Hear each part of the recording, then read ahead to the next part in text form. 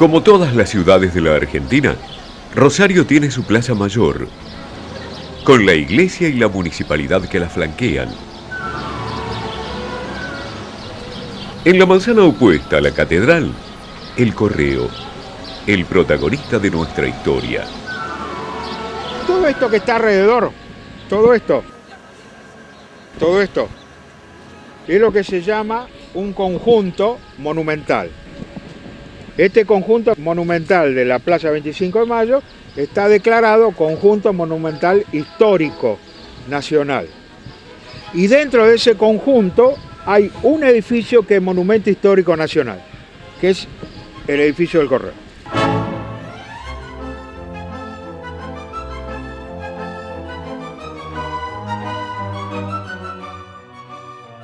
Esta historia comienza con el hallazgo de una cinta en blanco y negro, muda, de 16 milímetros, de la década del 30. Mientras yo la miraba pensaba, todos los puertos se parecen, esto parece Rosario. Hasta que de repente me encontré con un cuadro de esta filmación. Y ahí llegué a la conclusión de que sí, esto era Rosario. Rosario tomado en la década del 30, una filmación de una ciudad tomada desde el río. Allí se veía claramente la silueta de la ciudad de Rosario que finalmente no existió. La silueta que tenía el Correo con la Torre de Guido. Emplazado donde se cruzan las calles Córdoba y Buenos Aires. Una esquina con historia. Sí, realmente es una esquina con mucha historia.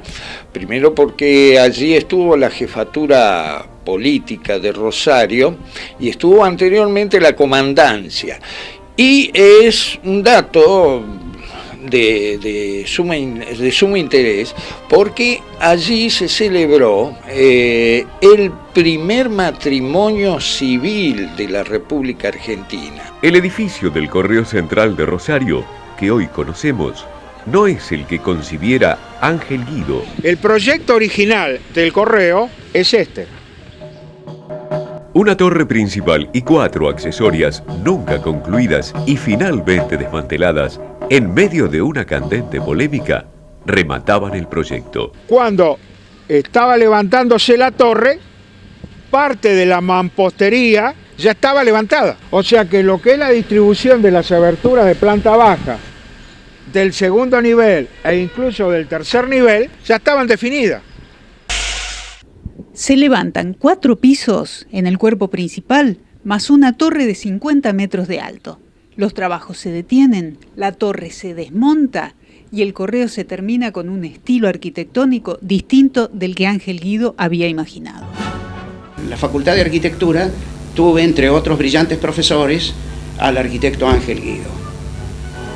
De entrada hubo entre el profesor y sus alumnos, todos, una corriente de afecto, de simpatía, porque era la condición natural de Guido, un hombre extrovertido, cordialísimo y muy capaz.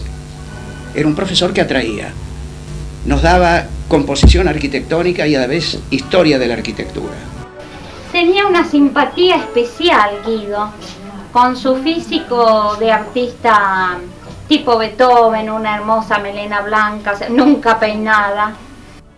Ángel Guido había nacido en Rosario en 1896 y con poco más de 20 años de edad sumaba los títulos de arquitecto y de ingeniero, obtenidos en la Universidad de Córdoba. Agitada época en los claustros, con la naciente reforma universitaria. Urbanista, autor de planes reguladores de diversas ciudades, docente, rector de la Universidad Nacional del Litoral, director del Museo Histórico, creador de numerosas e importantes construcciones. Entre ellas, el Monumento a la Bandera, el que le da a Rosario su imagen paradigmática. También la lucha en todo momento de él por hacer ese gran monumento, un monumento a la bandera, un monumento a los símbolos patrios, Yo nací en esa familia de artistas, donde no solo mi abuelo, sino también mi tío abuelo, Alfredo, mi abuela, mi tía Beatriz Guido, que después fue escritora, y esa libertad que nos trasladó a todos los nietos y a todos los hijos, también se tenía que plasmar en la arquitectura. Lo continuó en una galería de arte que se llama, en homenaje a su nombre, Ángel Guido, donde hay espacio para todo lo que es arte.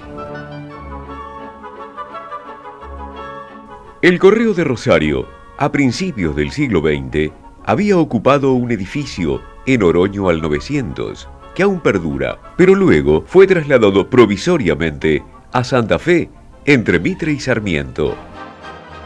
Año 1925, piedra fundamental para un proyecto que queda trunco, para dar paso al de Ángel Guido, distinguido con el primer premio en la Exposición de Arquitectura de Río de Janeiro. 4 años después, 1929, comienza la construcción del nuevo Palacio Postal de Rosario, obra ambiciosa, desarrollada a partir de un edificio amplio, coronado por una torre de 51 metros de altura y 10 pisos, en estilo fuertemente original, con una elevación total de 80 metros. Guido en esa época estaba realizando los planos para el correo aquí en la ciudad de Rosario.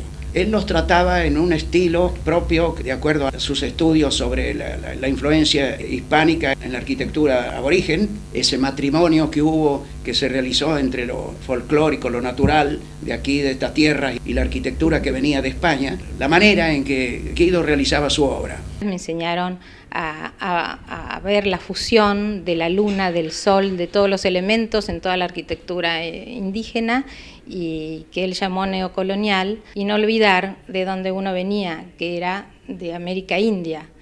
Me pidió que le hiciera algunas perspectivas, que le desarrollara algunos de los aspectos de presentación, y todo eso entonces le resultó grato. Ahí apareció nuestra gran amistad entre el profesor, que dejó de serlo ya para ser el amigo, y el alumno.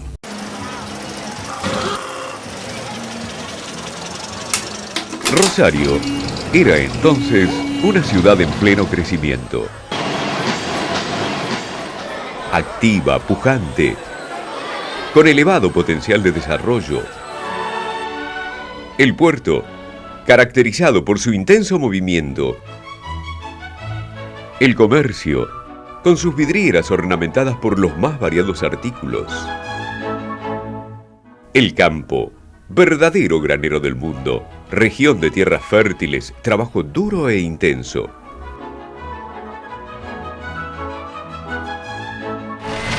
La industria, base liminar del progreso, fuente de empleo de obreros de todas las nacionalidades.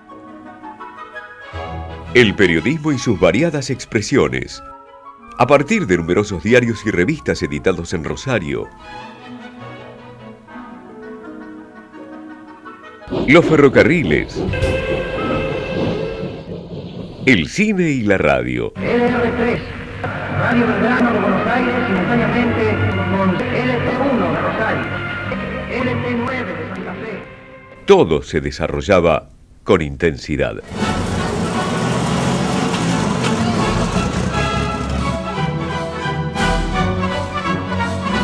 Llegaban de visita Luis y Pirandello, Andrés Segovia, David Alfaro Siqueiros, Federico García Lorca. Hasta era posible viajar a la ciudad de Buenos Aires en barco. Y si de navegación se trata, nada mejor que abordar el barco Ciudad de Rosario primero para continuar con nuestra historia. Estamos a punto de recrear el viaje original de principios de la década del 30 para pasar primero por el río, después por los galpones que antes eran los galpones del puerto y hoy son los galpones de la juventud. Y por último pasaremos frente a la parte del Monumento a la Bandera, la Municipalidad y la Catedral. Hoy el río está bajo. Eso nos permite tener unas condiciones de navegación muy parecidas a las que tuvieron los protagonistas originales de la película de principios de la década del 30. Y ya llegamos al lugar que buscábamos. Tenemos algunos edificios que se mantienen desde esa época y muchos edificios altos, pero todavía podemos ver el puerto, los galpones, que hoy en día son los galpones de la juventud, las mismas piedras que en ese momento estaban en la década del 30 y la torre del monumento que aún no estaba.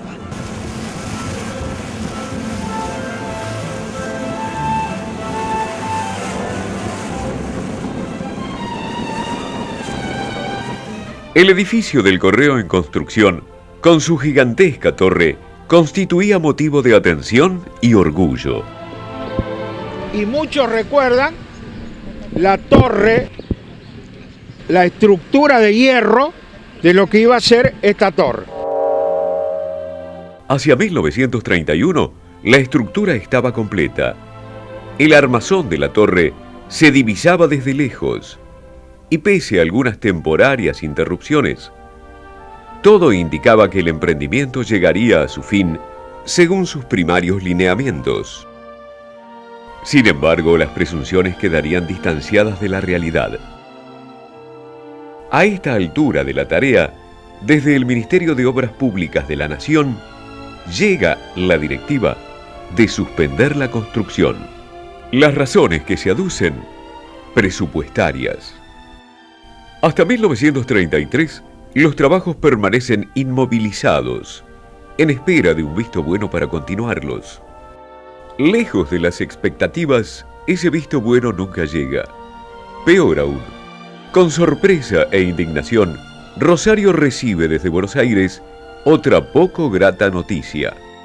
Las autoridades nacionales han decidido que tanto la torre principal como las 4 secundarias deben ser desmanteladas.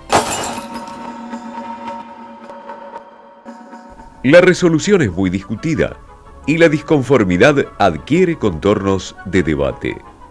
El intendente de Rosario, Esteban Morcillo, reclama en Buenos Aires.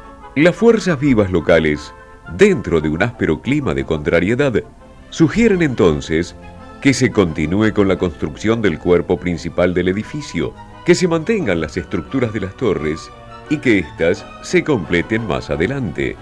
Se forma una comisión pro Palacio Postal y en numerosos telegramas se insiste ante la Presidencia de la Nación por la permanencia de la torre. Los rubrican instituciones comerciales, industriales, intelectuales y deportivas de la ciudad. El diario La Capital llama a los legisladores nacionales a defender el diseño original del proyecto. El gobierno argumenta que tan elevada construcción es solo decorativa y que no tiene utilidad práctica. La réplica no se hace esperar. Más allá de sus 10 pisos de oficinas, contesta la gente de Rosario, la torre puede prestar servicios a la radiotelefonía, a la navegación fluvial y además, propicio para la época, como amarre de dirigibles. Otro diario rosarino de aquellos años también defiende la concepción original. Se le quita a la obra el carácter monumental y el concepto artístico que inspiró el proyecto, sostiene Tribuna. Su autor, Ángel Guido, agrega el diario, que es un profesional de méritos probados, ha querido romper con ese trabajo de tipo habitual, casi estándar, de los edificios públicos, y lo ha hecho con una obra que lo distingue. Sin embargo, el gobierno de la nación, dentro de una política hostil a Rosario, ha dispuesto que se construya un galpón alto, con armadura de acero, según finaliza irónicamente el diario local Tribuna. Y casi como punto final de la contienda, se planea organizar un festival musical con el apoyo de entidades deportivas en defensa de la torre. Pero todo parece ser en vano. Es en vano. El arribo de grúas y guinches resume la imperativa respuesta de las autoridades centrales. Entre agosto de 1933 y mayo del año siguiente, con algunos interludios por oficio de la comisión que intentó defenderlas, torre principal y torres secundarias son desmontadas. ¿Por qué no se terminó este edificio? ¿Por qué no se terminó este edificio? ¿Por qué no se terminó este edificio? Según las autoridades nacionales, por razones presupuestarias. Tesis avalada por algunos investigadores, aunque no por todos. Cuando se la desarma, el presupuesto para desarmar era muy superior al presupuesto que costó realmente levantarla. Si bien las cuestiones económicas parecían constituir el valedero motivo, no todos quedaron conformes y unas cuantas conjeturas circularon en Rosario. Las versiones populares, pero que obviamente nadie la va a poder confirmar, era que había una competencia entre esta torre y esas dos torres. A la iglesia, en apariencia, no le agradaba tener tan cerca un edificio que la superara en altura, pese a que formalmente se pronunciara contra el desmantelamiento. Las causas de la demolición de esta magnífica torre son varias. Algunas de ellas sostienen que le quitaba perspectiva arquitectónica a la iglesia matriz, a la iglesia principal de nuestra ciudad. Esa es una versión. Recordemos que desde la época de la colonia, el poder civil y el eclesiástico coincidían. Como imagen poderosa de esa relación, la iglesia mostraba, por tradición, el edificio más alto, el más visible